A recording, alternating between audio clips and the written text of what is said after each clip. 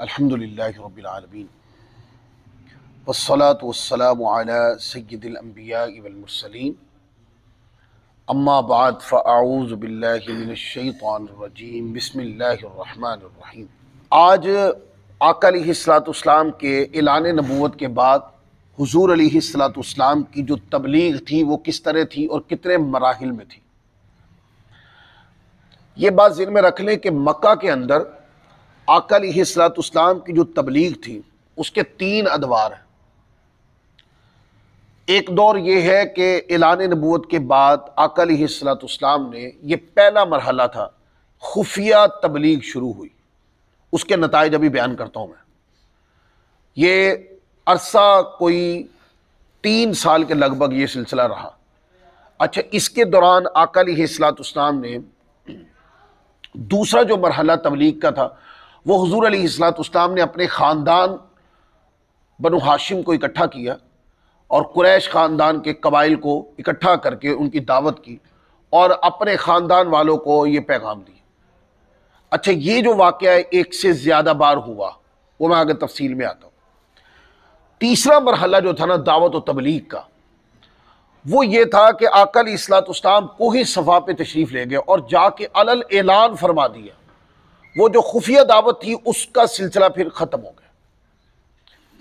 اب جو پہلی دعوت تھی جس کے اندر السابقون الاولون، یعنی جو ایمان لانے والوں کو قرآن مجید نے ٹائٹل دیا نا السابقون الاولون، کہ یہ ایمان لانوں میں سبقت کرنے والے۔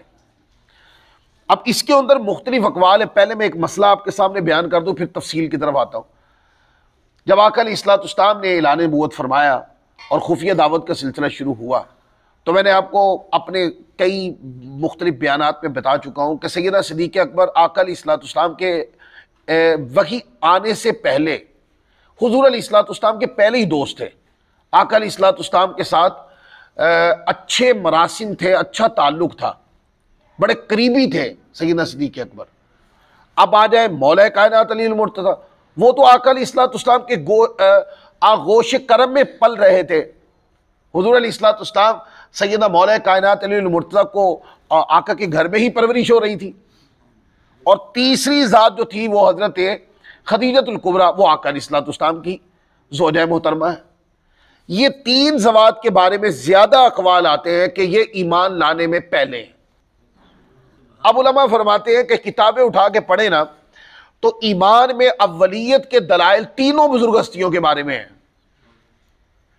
سیدنا حضرت خدیجۃ الکبریٰ رضی اللہ تعالی عنہا کے بارے میں بھی ہے، مولا کائنات علی المرتضیٰ کے بارے میں بھی ہے، جبکہ مولا کائنات کا یہ بچپنا تھا بھی، اور حضرت سیدنا صدیق اکبر کے بارے میں بھی ہے۔ تو اس کے اوپر ایک تطبیق دی جائے کہ اب یہ تو پکا پتہ چل گیا کہ ان کے ایمان لانے کے بارے میں کہ یہ اول میں ایمان لائے، یہ اقوال موجود ہیں۔ اب کوئی ایسی کام کیا جائے، ایسی تطبیق دی جائے کہ اولیت بھی ختم نہ ہو، شان اولیت بھی برقرار رہے اور مسئلہ بھی حل ہو جائے۔ تو حضرت امام اعظم ابو حنیفہ رحمۃ اللہ علیہ نے ایک تطبیق دی اور وہ یہ کہا کہ عورتوں میں سب سے پہلے ایمان لانے والی حضرت خدیجۃ الکبریٰ ہیں، لہذا وہ اول بھی رہی، ان کا ایمان بھی بیان ہو گیا۔ اچھا، بچوں میں سب سے پہلے ایمان لانے والے مولا کائنات علی المرتضیٰ ہیں، اول بھی رہے، مسئلہ بھی حل ہو گیا۔ اور بالغ مردوں میں سب سے پہلے ایمان لانے والے حضرت سیدنا صدیق اکبر ہوئے۔ اسی طرح آزاد غلاموں میں ایمان لانے والے حضرت زید بن حارثہ ہیں، اور غلاموں کے اندر حضرت بلال حبشی ہیں۔ یہ تطبیق بیان کی گئی۔ اچھا، خفیہ دعوت کا سلسلہ شروع ہوا نا تو آقا علیہ السلام سے بغیر معجزہ طلب کیے سیدنا صدیق اکبر ایمان لے آئے۔ اب جب ایمان لے آئے تو پہلے سرگرم کارکن جو تھے نا آقا علیہ السلام کے، وہ سیدنا صدیق اکبر تھے، جن کی انفرادی کوشش سے، جن کے ذریعے سے بڑے بڑے نام پھر اسلام میں داخل ہوئے، بڑی بڑی ہستیاں بنی بعد میں اسلام میں ہوئے۔ سیدنا صدیق اکبر رضی اللہ تعالیٰ عنہ جب آقا علیہ السلام پر، یعنی آپ حضور پر ایمان لے آئے، آقا علیہ السلام کا کلمہ پڑھ لیا، ظاہر اعلان نبوت ہوا، تو آپ کی دعوت سے جو پہلے ایمان لائے سیدنا صدیق اکبر کے، وہ حضرت زبیر بن عوام ہیں۔ یہ حضور علیہ السلام کے پھپھی زاد کزن ہیں۔ یہ حضرت سیدنا صدیق اکبر کی دعوت پہ ایمان لائے۔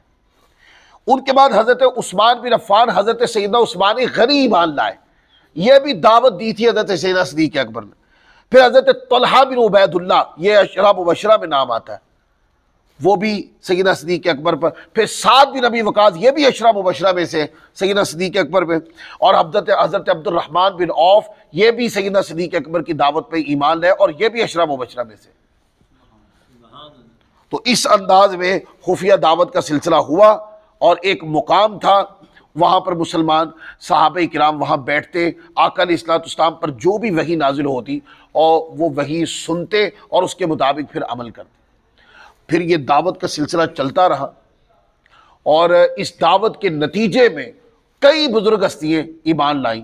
پھر ظاہر ہے سیدنا صدیق اکبر نے جن کے اوپر انفرادی کوشش کر کے اسلام میں داخل کر دیا تھا، آگے ان کی بھی تو انفرادی کوششیں ہوئی نا پھر۔ تو امام بہقی رحمۃ اللہ علیہ نے، یہ دلائل النبوہ ان کی کتاب ہے امام بہقی کی، انہوں نے نا یہ پوری لسٹ دی ہے ان صحابہ کرام کی کہ جو خفیہ دعوت کے نتیجے کے اندر ایمان لائے۔ تو امام بہقی رحمۃ اللہ علیہ وہ کہتے ہیں کہ میری تحقیق کے مطابق 44 نام تھے جو خفیہ دعوت کے نتیجے میں ایمان لائے۔ اب جب آقا نے اعلان نبوت کھلے عام کر دیا، اس کے بعد تو بڑے بڑے نام آئے جی، لیکن یہ خفیہ دعوت کا تھا کہ کسی کے پاس سفر کر کے جانا اور اس کو جا کر پیغام دین دینا اور حکمت عملی سے دینا، حتیٰ کہ اس کے دل میں اتار دینا، حتیٰ کہ اس کو مومن بنا دینا، یہ بہت مشکل کام تھا، لیکن صحابہ نے جان ہتھیلی پہ رکھ کر یہ کام کیا۔ اب میں برکت کے طور پہ اگر آپ کہتے ہیں تو میں نام پڑھ دیتا ہوں۔ یہ 44 نام ہے۔ حضرت ابو عبیدہ، جن کا نام ابو عبیدہ بن جراح ہے، یہ بھی اوائل میں مسلمان ہوئے تھے۔ حضرت ابو سلمہ عبداللہ بن عبد الاسد، حضرت ارقم بن ابی ارقم مخزومی، حضرت عبید بن حارث، یہ مسلمان ہوئے۔ حضرت عثمان بن مزعون مسلمان ہوئے۔ پھر آگے حضرت سعید بن زید بن عمرو بن نفیل، حضرت اسماء بنت ابی بکر، حضرت سیدنا صدیق اکبر کی جو بیٹی تھی، حضرت عبداللہ بن زبیر کی والدہ، حضرت زبیر بن عوام کی بیوی تھی، وہ ایمان لائی۔ حضرت سیدہ عائشہ صدیقہ رضی اللہ تعالیٰ عنہ کا بچپنا تھا یہ، وہ بھی ایمان لائی۔ حضرت قدامہ بن مظعون لائے، عبداللہ بن مظعون لائے، حباب بن ارت لائے، عمیر بن ابی وقاص لائے، عبداللہ بن مسعود، یہ بنی زہرہ سے تھے، وہ لائے، مسعود بن القاری لائے، سلیت بن عمر لائے، عیاش بن ابی ربیعہ لائے، اسماء بنت سلامہ لائے، اور خنیس بن حذیفہ سہمی لائے، عامر بن ربیعہ لائے ایمان۔ حضرت عبداللہ بن جہش اسدی، وہ مسلمان ہوئے۔ ابو احمد بن جہش لائے ایمان۔ حضرت جعفر بن ابی طالب جو مولا کائنات کے بھائی تھے، جنہوں نے حبشہ میں، آگے جا کے میں بیان کروں گا، حبشہ میں جب مکہ کی طرف سے گئے نمائندے کے ساتھ مناظرہ ہوا نا، تو حبشہ نجاشی کے دربار میں اسلام پہ جو دلائل دینے والے تھے وہ حضرت جعفر طیار تھے، وہ بھی ایمان لائے۔ اسماء بنت امیس لائیں ایمان۔ حضرت حاتم بن حارث ایمان لائے، اسماء بنت مجلل لائے، خطاب بن حارث لائے ایمان۔ اچھا پھر آگے حضرت معمر بن حارث، صائب بن عثمان بن مظعون، مطلب بن ازر، رملہ بنت عوف، حضرت نحاس رضی اللہ تعالیٰ عنہ، ان کا نام نعیم بن عبداللہ ہے، یہ بنی عدی بن کعب کے بھائی ہیں۔ عامر بن فہیرہ، یہ وہ ہے جب آقا ہجرت میں گئے تو سیدنا صدیق اکبر کے ساتھ جو غلام جا رہے تھے نا، وہ حضرت عامر بن فہیرہ تھے، جو بعد میں کھانے پینے کا بندوبست کرتے تھے۔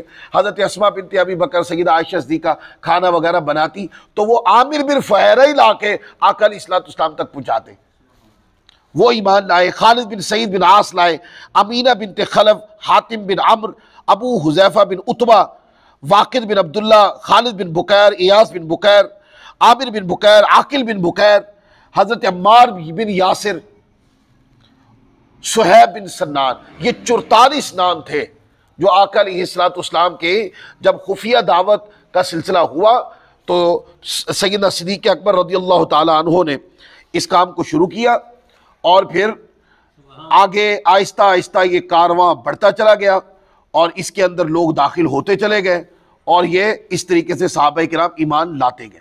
اب یہ پہلا مرحلہ ختم ہوا۔ دوسرا مرحلہ جو تھا نا، وہ آقا علیہ الصلوۃ والسلام کی دعوت کا تھا کہ حضور اپنے خاندان والوں کو دعوت دی۔ اب اس میں 3 واقعات پیش آئے، تیسرا میں الگ سے بیان کروں گا، 2 بتاتا ہوں۔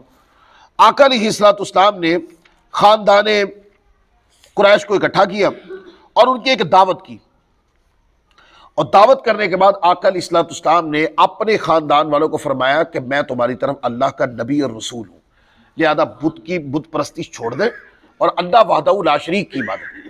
وہاں پر ابو جہل نے ہلڑ بازی کرنا شروع کر دی اور مجلس خراب کر دی۔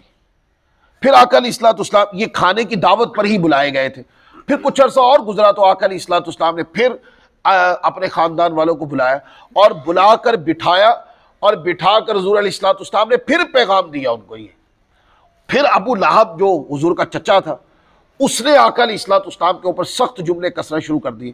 تو آقا علیہ الصلوۃ والسلام کی پھپھی جان تھی جن کا نام حضرت صفیہ ہے، وہ ابو لہب کی باتوں کا جواب دینے لگی۔ تو پھر تیسرا، یعنی یہ تھا خاندان کا، اب تیسرے مرحلے کی طرف آ جائیں۔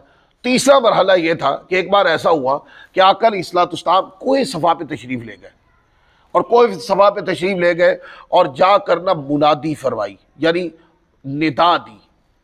اب مکہ کے اندر یہ عام رواج تھا کہ جب ندا دی جاتی تھی تو لوگ اکٹھے ہوتے تھے بات سننے کے لیے، یہ بات پہنچانے کا ذریعہ ہی یہ ہوتا تھا۔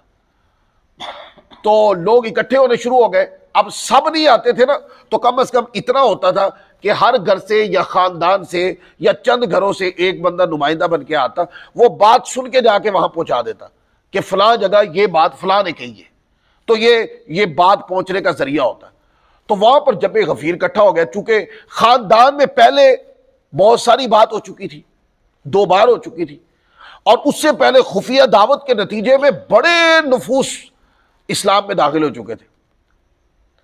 جب آقا علیہ الصلوۃ والسلام نے بلایا تو لوگ اکٹھے ہو گئے، جمع غفیر لگ گیا، اور آقا علیہ الصلوۃ والسلام نے ان سے فرمایا اگر میں تمہیں یہ کہوں کہ جس پہاڑ پر میں کھڑا ہوں اس کے پیچھے سے ایک لشکر ہے جو تم پر حملہ آور ہونے والا ہے، تو کیا میری بات کو مان جاؤ گے؟ اب یہاں پر جو سامنے کراؤڈ کھڑا تھا نا، اس کے اندر سے یہ آوازیں آنے لگی، تاریخ کے ان اور آگ کو پڑھ کے دیکھیں آپ، کیونکہ اس سے پہلے بھی وہ یہ تسبیح پڑھتے تھے آقا علیہ الصلوۃ والسلام کے بارے میں کہ آپ صادق ہیں، آپ امین ہیں۔ اس کا معنی یہ ہوتا ہے کہ آپ میں کوئی نقص، کوئی عیب نہیں۔ 40 سال آپ کی زندگی کا ورک ہم نے کھول کے دیکھ لیا ہے، آپ کی زندگی میں کوئی کمی نہیں ہے۔ تو جب آقا نے فرمایا کہ آپ میری بات مان جاؤ گے، تو لوگوں نے کہا کہ کیوں نہیں آپ کی بات مانیں گے، آپ نے ہمیشہ سچ بولا ہے، آپ صادق ہیں، آپ امین ہیں۔ کیا جملے بولتے تھے؟ صادق ہیں اور امین ہیں۔ اب دیکھیں کتنا بڑا ٹائٹل دیا ان لوگوں نے۔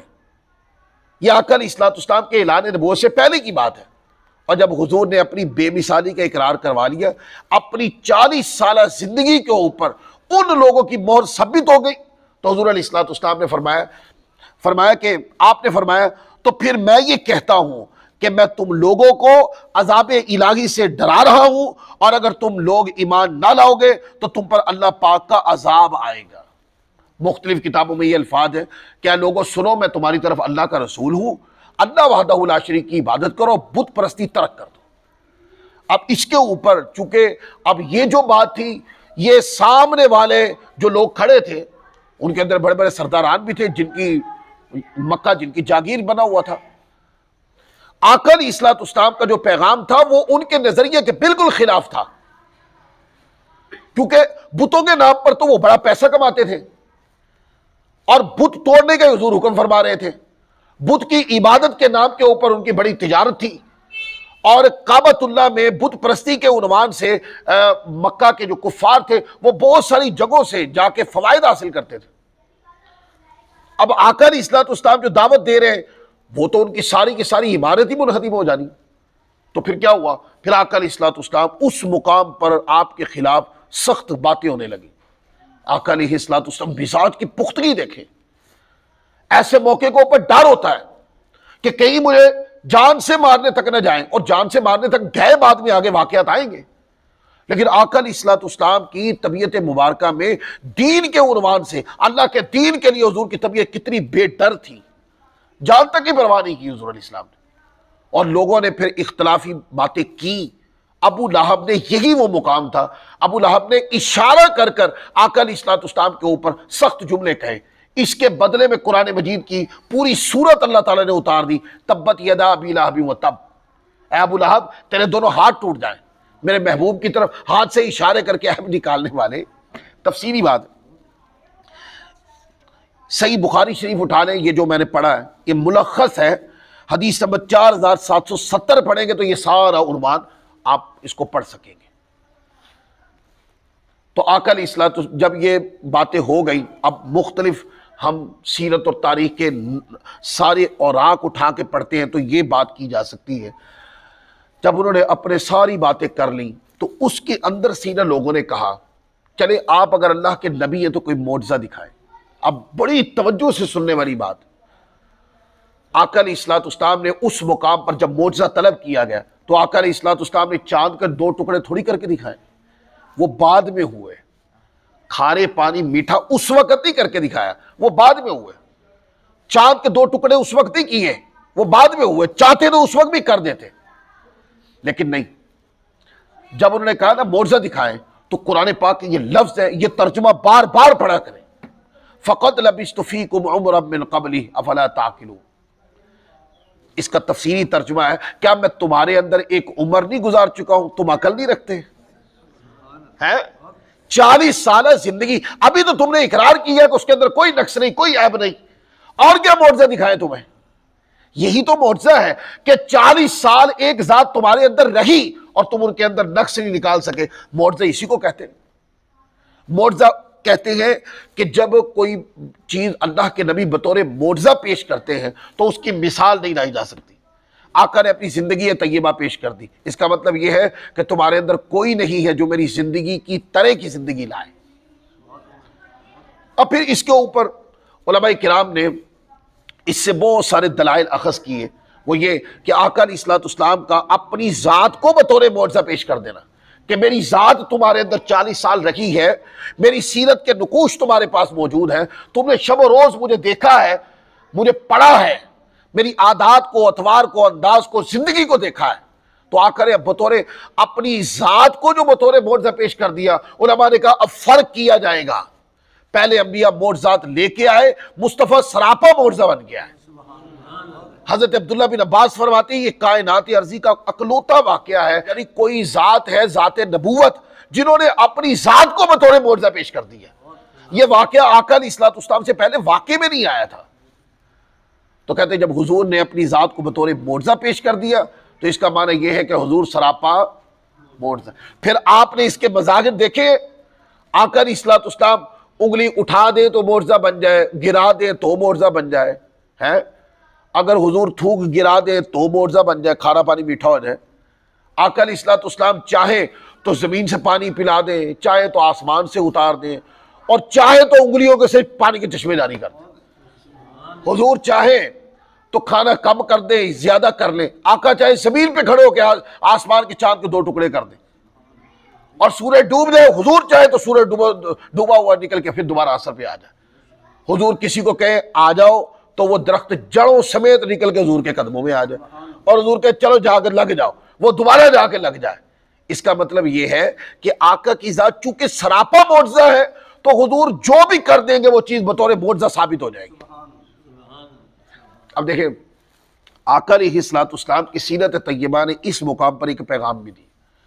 وہ پیغام یہ دیا کہ کبھی بھی مشکل سے مشکل حالات آ جائیں، دین متین کی دعوت اور دین متین پہ عمل کو کبھی ترک نہیں کرنا چاہیے۔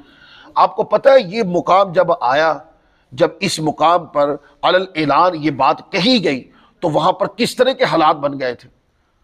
وہ لوگ چاہتے تو آقا علیہ السلام، وہ چاہتے تو تھے کہ حضور علیہ الصلوۃ والسلام کو تکلیف دیں، پر آقا علیہ الصلوۃ والسلام جس گھرانے سے تھے اور جناب ابی طالب ان کا ایک نام تھا، اس عنوان سے وہ آگے بڑھ نہیں پاتے تھے۔ انہوں نے کئی بار جب دیکھا کہ اب ہم کچھ کر تو نہیں سکتے تو پھر انہوں نے مختلف قسم کے آقا علیہ الصلوۃ والسلام کے اوپر حربے اپنائے کہ کسی نہ کسی طریقے سے یہ دعوت جو دین کی آئی ہے یہ ڈیمیج ہو۔ تو وہ کیا کرتے تھے، ان کا ایک طریقہ تھا، وہ مذاق کرتے اڑاتے تھے کہ ان کا دین مصطفیٰ کا بھی اور اس کو قبول کرنے والوں کا بھی۔ قرآن اٹھا کے پڑھیں، اللہ فرماتا ہے، یعنی کافروں کی اس بات کو قرآن نے نقل کیا ہے، ان الذین اجرموا کانوا من الذین آمنوا یضحکون وَإِذَا مَرُّوا بِهِمْ يَتَغَامَزُونَ وَإِذَا انقلبوا إِلَىٰ أَهْلِهِمُ انقلبوا فَكِهِينَ وَإِذَا رَأَوْهُمْ قَالُوا إِنَّ هَؤُلَاءِ لَضَالُّونَ، بے شک مجرم لوگ ایمان والوں سے ہنسا یعنی مذاق کرتے تھے، اور جب وہ ان پر گزرتے تو یہ آپس میں ان پر آنکھوں سے اشارے کرتے، اور جب اپنے گھر پلٹتے تو خوشیاں کرتے پلٹتے، اور جب مسلمانوں کو دیکھتے تو کہتے بے شک یہ لوگ بہکے ہوئے ہیں۔ یہ ان کے حربے تھے کہ ان کا مذاق اڑائے حتیٰ کہ یہ اپنا دین چھوڑ دیں۔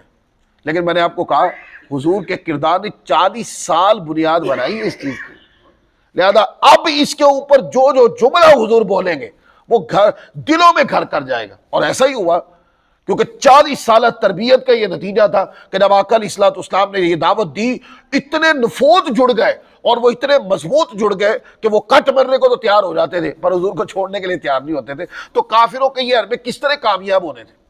پھر ان کا ایک حربہ یہ بھی تھا، وہ جھوٹا پراپر گنڈا کرتے تھے۔ اس کے بارے میں بھی قرآن مجید کے اندر ہے وَقَالَ الَّذِينَ كَفَرُوا إِنْ هَذَا إِلَّا إِفْكٌ افْتَرَاهُ وَأَعَانَهُ عَلَيْهِ قَوْمٌ آخَرُونَ فَقَدْ جَاءُوا ظُلْمًا وَزُورًا وَقَالُوا أَسَاطِيرُ الْأَوَّلِينَ اكْتَتَبَهَا فَهِيَ تُمْلَى عَلَيْهِ بُكْرَةً وَأَصِيلًا، اور کافر بولے یہ تو نہیں مگر ایک بہتان جو انہوں نے بنا لیا ہے، اور اس پر اور لوگوں نے انہیں مدد دی ہے، بے شک وہ ظلم اور جھوٹ پر آئے اور بولے اگلوں کی کہانیاں ہیں جو انہوں نے لکھ لی ہیں تو وہ ان پر صبح و شام پڑھی جاتی۔